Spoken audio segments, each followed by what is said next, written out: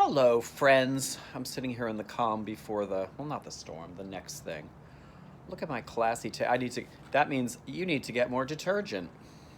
So leave it on the table. What can I tell you? It is Friday. Today I was at Hamilton at 9 o'clock to iron. Wait, but it's Friday, Billy. You iron from 1 to 5 on Friday. Yeah, I know.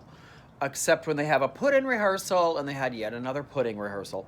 Okay, years ago, a friend of mine was doing a show, and they had a stage manager who liked to eat. And they're on the stage stretching before the show, and they're talking to each other about, tomorrow we have a put-in rehearsal. As the stage manager's crossing the deck, and she stopped dead in her tracks and went, pudding? So I just call it a pudding rehearsal. Anyways, they had a pudding rehearsal at Hamilton, so we had to get in early to do everything to be out of their way by 1. All right. I'm about to leave the house at 7:45 to go back to Hamilton because tonight, during the show, I'm going to be the during the show laundry person because they have a lot of laundry that happens during the show. Hello. Duh. Laundry happens during the show. I know in the middle of Act 1, a lot of like red coats and blue coats, the wool uniform coats come down sopping wet inside because those dancers are dancing in them to get flipped inside out, to get sprayed with vodka, to get put over the fans so they'll be dried out overnight. Wait, vodka, you say? We've discussed this. Yes, we've discussed this. Cheap vodka in a spray bottle. Alcohol. It kills the bacteria, which is what makes the stink of sweat. Also, it'll evaporate quickly, taking the stink of sweat with it. Chip, chip, chip over the fans. By intermission, the ensemble changes out of their base get-ups into an entirely fresh set of the same thing, more or less the same thing. So all of those go right into the washing machine and get hung up overnight to dry.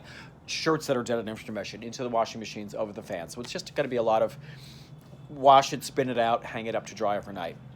Because tomorrow at 8 o'clock, I'll be back there on stage right doing the whole puzzle piece of putting it together, which we've talked about, before going across the street to Tina, where I will spend the matinee and the evening doing one of the tracks that I cover in the ensemble.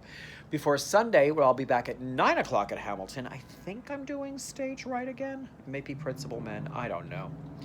To do their 9 to 1 call before going across the street to Tina at 1:30 for the 3 o'clock matinee. Whee! Oh, in other news, I'm going to be working on Funny Girl, the musicale as well, doing day work. I've been offered a day a week of day work, which is great, which is going to get me away from these 8 a.m. calls. I'm not going to take them anymore. I am 60 years old, and I just don't want to do 8 a.m. calls. Thank you for the work.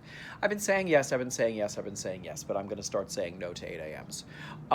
Anyways, so yeah, I'll get my foot in the door at Funny Girl, which hasn't opened yet. They open Sunday night. And hopefully, in this being in the first wave of people coming in to be on the support staff, maybe I'll swing some tracks there. I would not mind. It would be great to be swinging tracks at Tina and Funny Girl, while day working Funny Girl and Hamilton. That would set me up until the next thing. In the meanwhile, the next thing, did I show you?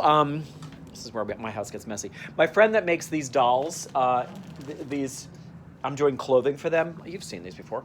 This is his latest line of, look, this is his he's a punk rocker. He made the head that puts on the little bodies that he gets, and I made clothes for this punk rocker. I made pants and a top for his punk rocker. This is my favorite. He wanted this girl to be like Twiggy, he said, like a 1960s Twiggy. So I am so happy with the way this little dress came out. Look at her. Isn't she the most adorable thing? Look at her little dress. Aw, she's so cute. They've got the ceramic arms and legs, so I have to be very careful and the heads that he made for them. I have to be very careful to not bang them around and break them. Oops. And now he's got 2 more that he did.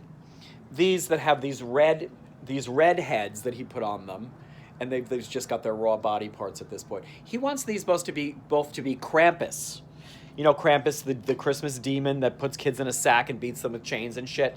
Big furry goat man. So I got to make goat hooves. And of course, naturally, I've got black fur in my house. I've got a black vinyl I can make a hoof out of. Sure. So I've got 2 of those to make Krampuses. That's the next thing. So plenty going on, people. Plenty going on. And I should pull this together.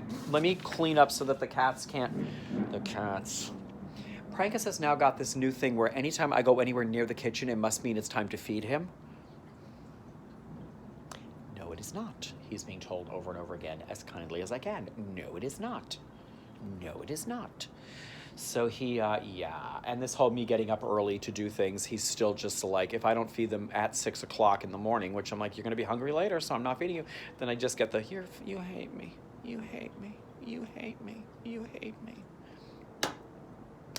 Anyways, it's going great. All right. Bye now.